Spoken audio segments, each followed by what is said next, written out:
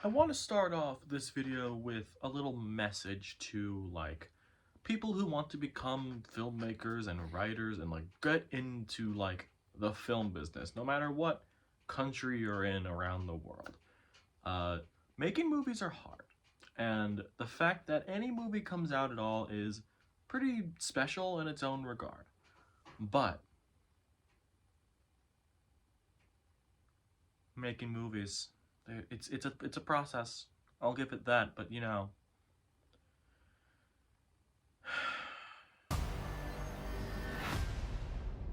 Madam Web is the latest movie in Sony's attempt at a Spider-Man universe without Spider-Man. I really don't know what spurred them to do this, if I'm being totally honest, but the other movies that are included in this universe are the first two Venom movies, which are fun.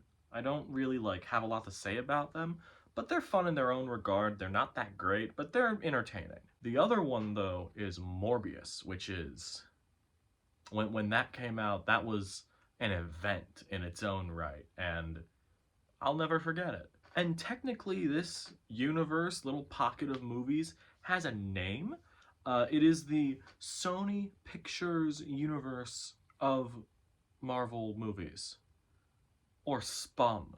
The latest movie in SPUM, I'm not gonna get over that, sorry. Our main character here is Cassandra Webb. She's basically a socially awkward, pretty distant person who's a paramedic, and after dying and coming back to life, she gets these powers of being able to see the future, and she realizes that there is this guy going around hunting these three teenagers, so she has to go and save them because she's a paramedic.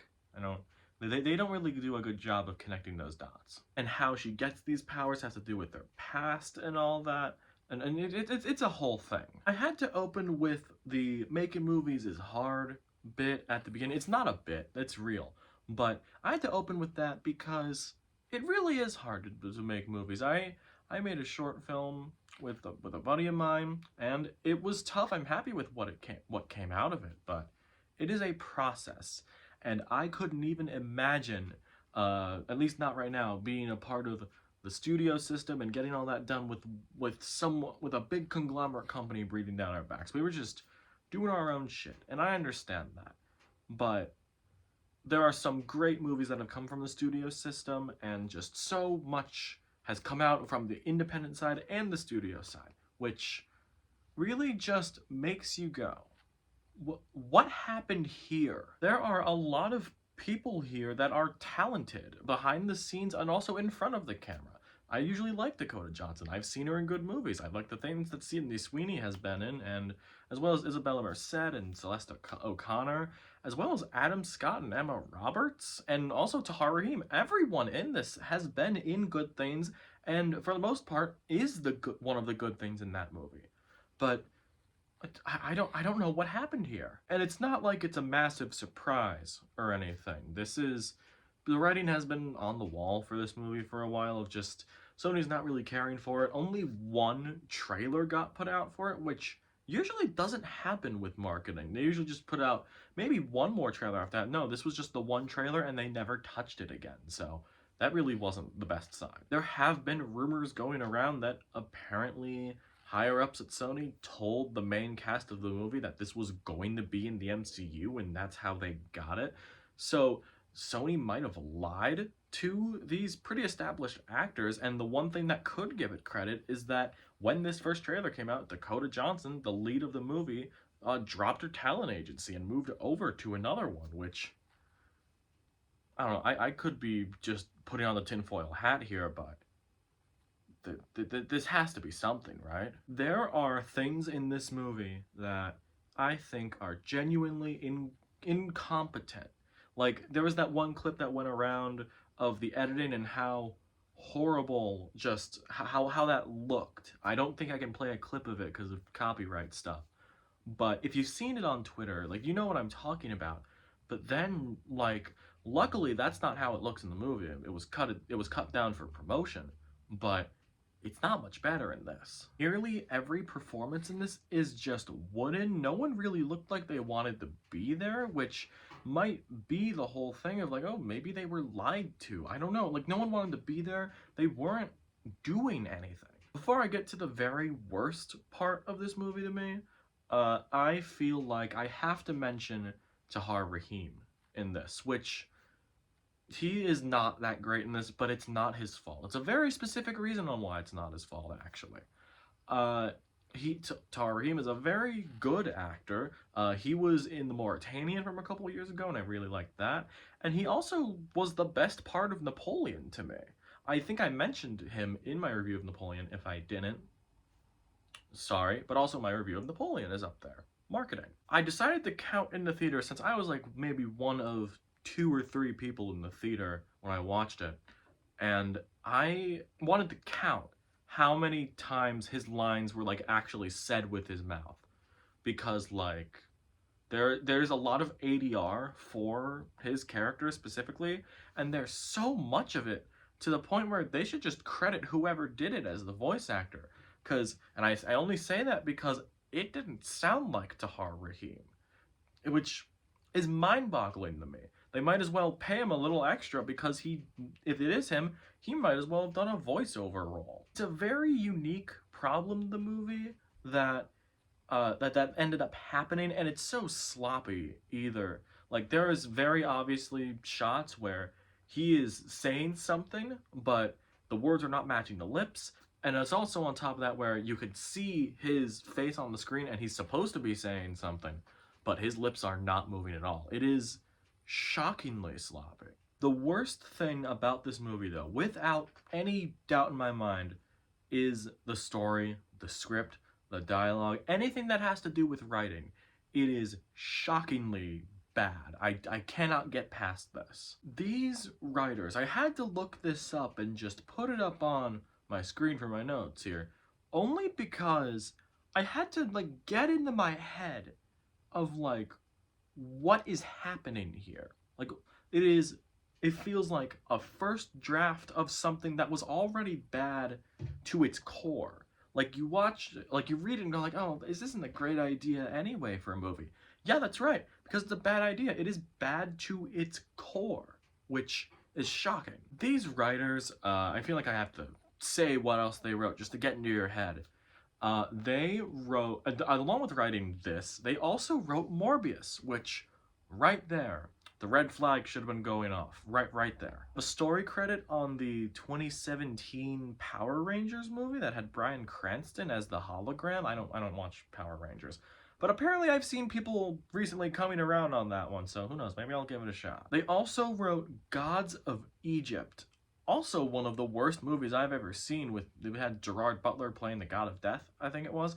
And that's also one of the worst movies I've seen, and many people consider it to be one of the worst movies of the 2010s. They also wrote Dracula Untold with Luke Evans and The Last Witch Hunter with Vin Diesel. Apparently, I haven't seen any of those, but apparently those are not supposed to be good either, but who knows, I haven't seen those. I'm going off of what I've seen. I actually will give it like maybe 1 point, like one good thing, or maybe half a good thing, I don't know. The effects in this, admittedly, aren't that bad. Which, I can't believe it's Madame Webb with the one that has the better visual effects in a superhero movie recently. Not that it's like a high bar. It's better than The Flash. That's your bar right there. It's better than The Flash, so it's watchable. And also, this was apparently shot on location for a lot of this. Which, because, come on, I was looking out for bad green screens. I had to, because there's no way it wouldn't be in there. And I looked it up after. Apparently, this was just shot on location.